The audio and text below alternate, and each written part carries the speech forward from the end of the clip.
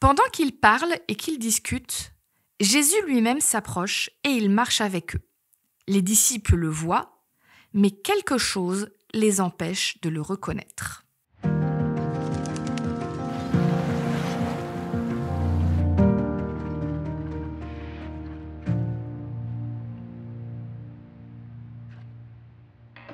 Tu vois mes lunettes, c'est des lunettes pour ce qu'on appelle la myopie.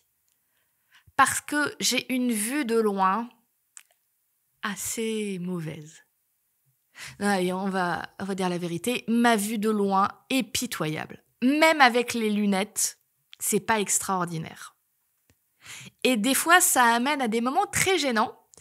Et parce que quand je me balade dans la rue ou quand je balade mon chien, je croise des gens de loin qui me reconnaissent parce qu'ils m'ont déjà vu et je les reconnais pas du tout.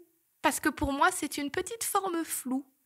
Et en particulier quand je suis avec le chien, parce que quand je suis en nature, mon chien, je le balade en liberté. Mais quand je vois des gens de loin, je demande toujours s'ils ont un chien, est-ce que les chiens peuvent se dire bonjour ? Et régulièrement, les gens font « Bah oui, ça fait 6 fois qu'ils se voient, je pense que là, ils peuvent se dire bonjour maintenant. » Pardon, excusez-moi, je vois rien de loin, je vous ai pas reconnu. Oui, maintenant que je vous vois de près, je confirme, on se connaît, bonjour, comment ça va ? C'est toujours un petit peu gênant.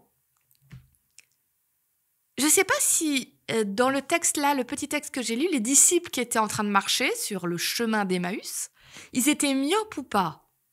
Mais ils ont fait pire que moi.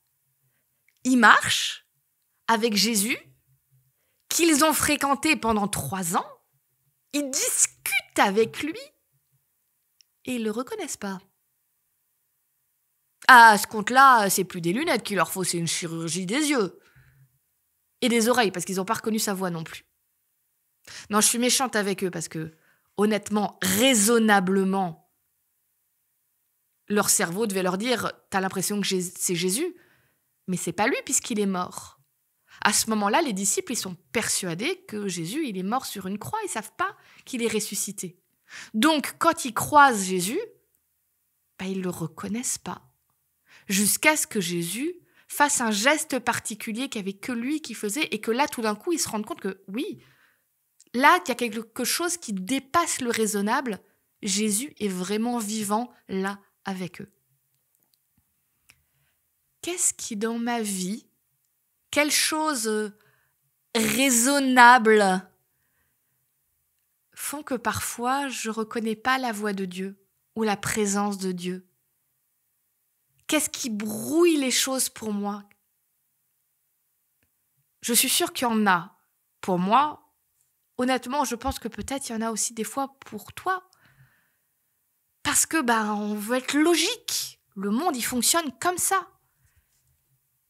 Et je crois que c'est un apprentissage qu'on a à faire parce que là où Dieu est, parfois ça dépasse la logique. Ça dépasse le raisonnable. On a besoin d'apprendre à accepter et reconnaître ça pour être capable d'entendre et surtout de reconnaître la voix et la présence de Dieu à côté de nous dans nos vies.